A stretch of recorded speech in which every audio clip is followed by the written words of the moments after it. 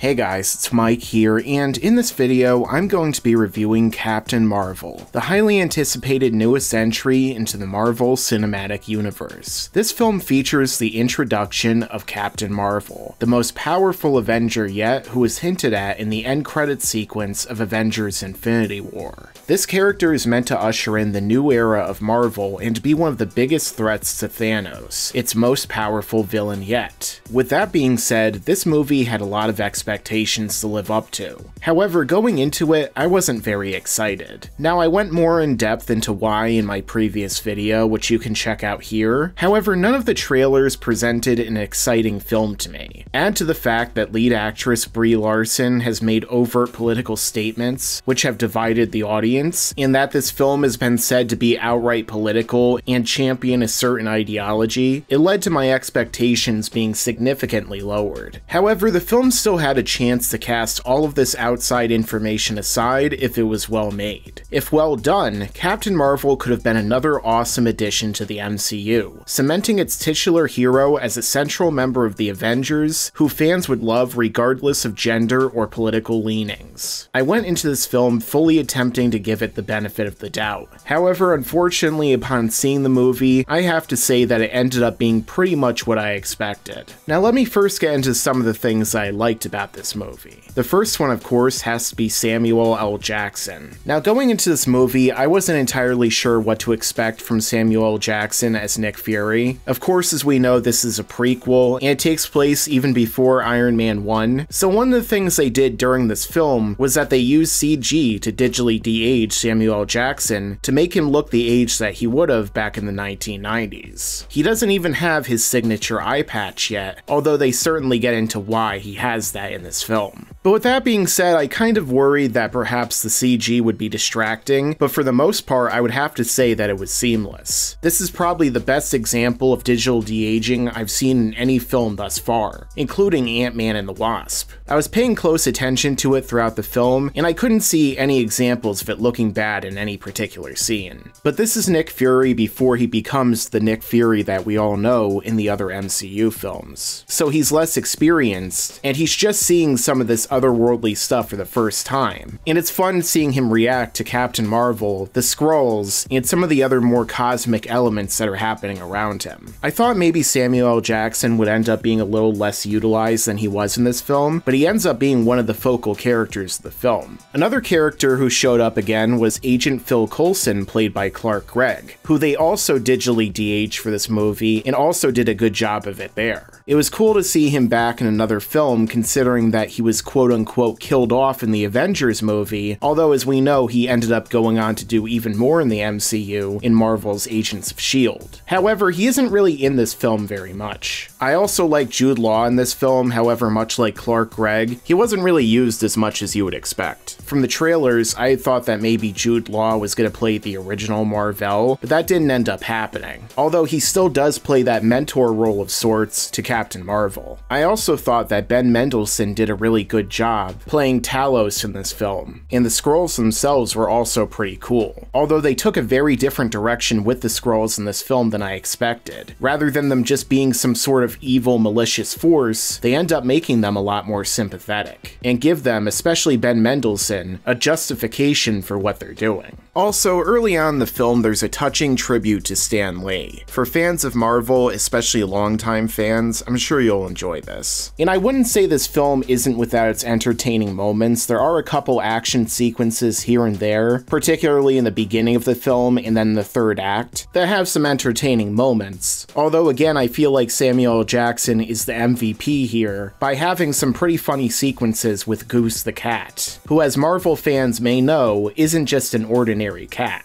Although people were really hyped about the inclusion of this cat in this film for some reason, and aside from a few scenes here and there, it really doesn't get utilized as much as you would think. Although that isn't just an issue with the cat, it's an issue with so many of the other characters in this film that you go in thinking, okay, maybe they'll have an interesting character arc, or maybe they'll have an interesting dynamic with Captain Marvel, and many of these interesting characters from the trailer aren't really used that much or that well. But I'll get more into that shortly. As for the cons cons and the things I really didn't like about this film, the first one I have to talk about is Brie Larson's Captain Marvel herself. And when it comes to Brie Larson's performance, as I've said before, she is an Oscar award-winning actress, but her acting here just isn't very good. I'm not entirely sure if it comes down to the direction, which I'll get into in a moment, the script that she was given, or the fact that she just didn't like the film that she was involved in, but her performance here is incredibly wooden across the board, and possibly on par with Hayden Christensen from the Star Wars prequels. Her delivery of pretty much every line of dialogue is stilted, especially when it comes to the comedic sequences. Now, they do try to give her an out early in the film by explaining that her character is supposed to be emotionless, but even when it comes to those scenes, her portrayal is just very off. And when she finally gets to show some emotion, again, it's just not very convincing. I don't really buy Brie Larson in this role as Captain Marvel, and as a result, it kind of brings down a lot of the film. It doesn't really help, though, that her character isn't written or portrayed in a very compelling way. Her backstory, for instance, which is typically something that's supposed to get us behind a character and really understand much of what they've gone through, is done in a way that's confusing through constant choppy flashbacks and other characters either explaining to her who she used to be or literally going inside of her memories and showing her things about herself. And the way that they altered Captain Marvel's backstory, not just hers, but the original Captain Marvel,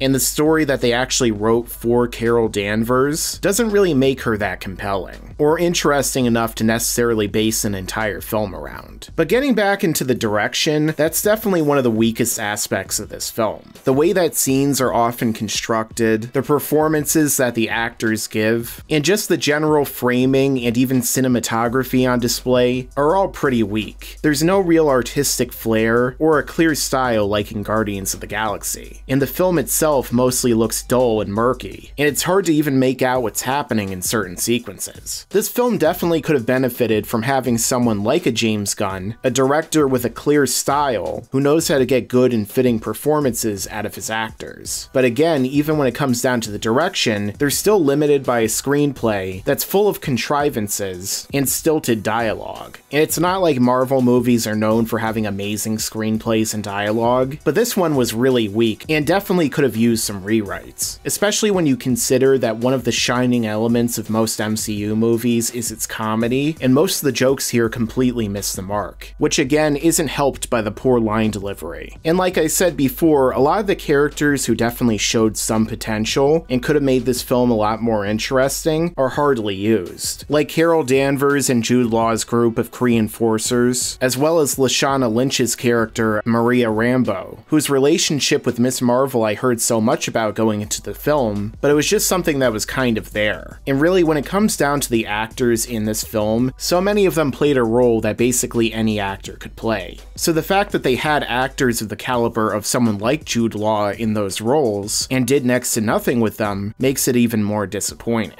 It's like Crimes of Grindelwald all over again. Although another film that this unfortunately seems to have a lot of similarities to, and that kept running through my mind as I was watching it, would have to be Solo, a Star Wars story. Because both these films basically feel like a story that didn't really need to be told, or that was kind of just set up or filler before the next major film that comes out in the story. And both of them are also filled with nostalgic references to things that audiences remember just for the sake of having them. Like, for example, this is how Nick Fury and Coulson got their start. Or this is how they found out about this particular artifact. Or this is how this major event happened to Nick Fury. Or this is how the Avengers Initiative really got its start. And not to mention it's set in the 1990s, which has become a very nostalgic period as of late. And much like with Solo, most of these major events happened over the course of a day. And some of these things that happen also seem to call into question certain events and knowledge that characters had in the prior MCU movies, especially in Phase 1, which is something that typically happens with prequel films, in addition to the fact that they tend to be tensionless. Although even setting aside the fact that we know what happens after this movie, the way it was executed was so dull and boring that you wouldn't really care even if this took place after all the previous movies. Even during the big CGI-filled action sequences, there isn't really that much to get invested in. And finally, I'll get into the big elephant in the room that I'm sure many people have been waiting for me to talk about, and that is the political aspect of this film. Now, despite my hopes that it was something more subtextual and that the overt politics would be separate from the film itself, there are some pretty clear political leanings here. For example, in the flashbacks that we see to Carol Danvers' past, there's a pretty clear theme of men holding her back, telling her when she's a child or when she's training to be in the Air Force that she's too weak or too emotional and can't do the same things the male characters can do because she's a woman. And pretty much every male character that she meets throughout the movie is either evil or incompetent, with the exception of Nick Fury, Agent Coulson, and a couple others. Meanwhile, Captain Marvel is presented as nearly flawless, with only one negative trait that never actually holds her back, and is overpowered compared to pretty much everyone in the movie. I think the scene in the film that most sums all of this up is when they have Captain Marvel blast the top off of a cardboard poster for Arnold Schwarzenegger's True Lies movie, with her blasting his head off but leaving Jamie Lee Curtis completely untouched. Of course, Arnold represents masculinity and action heroes of old, so it's pretty heavy-handed. It's also ironic, because True Lies is a far better movie than this one. It might not be as bad or overt as something like the Ghostbusters reboot, but I could still see this turning off some members of the audience. And it wasn't really necessary to do any of this in order to establish a strong leading female hero. After all, if we take a look at DC's Wonder Woman, which came out a little while before this movie, we can see that that film succeeds in many ways where Captain Marvel does not. For example, Diana is far more defined as a character, and despite being Wonder Woman, her gender isn't really an overt focus of the film, and the male characters are presented in a far more dynamic and competent fashion. Wonder Woman is far more inspiring in her film because she's a great hero who is represented correctly, such as in the No Man's Land scene, which totally encapsulates her character. There isn't a single moment in Captain Marvel as inspiring or as epic as that one.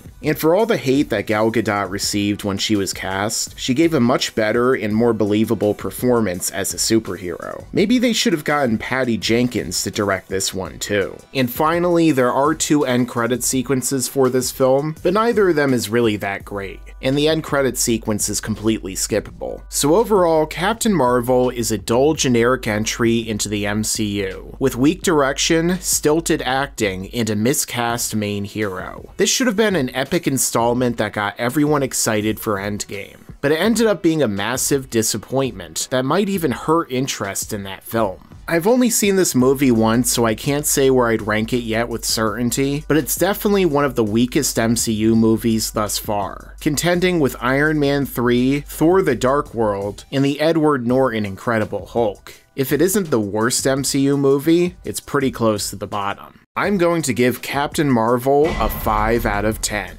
I won't be surprised if opinions are mixed on this one. As a Marvel fan myself, I always hope that every film they come out with is great, so I can understand why some fans would be hesitant to not like this one. But either way, I think it's safe to say that it didn't quite live up to Marvel or audiences' expectations. Now, is this movie entirely necessary to see before Avengers Endgame? There are connections made, but aside from a couple bits of information, this movie isn't exactly must-see. It could probably just be summed up in a couple sentences in the next Avengers. But if you're a hardcore Marvel fan and like me, you've seen every single MCU movie up to this point, then I know you're probably gonna see this anyway. So what did you guys think of Captain Marvel? Let me know down below. Also, if you're new to this channel, then don't forget to subscribe and enable notifications so that you can see all of my videos right away when they come out. And make sure to stick around, because there's a lot more to come in the future. Yeah, and you better subscribe.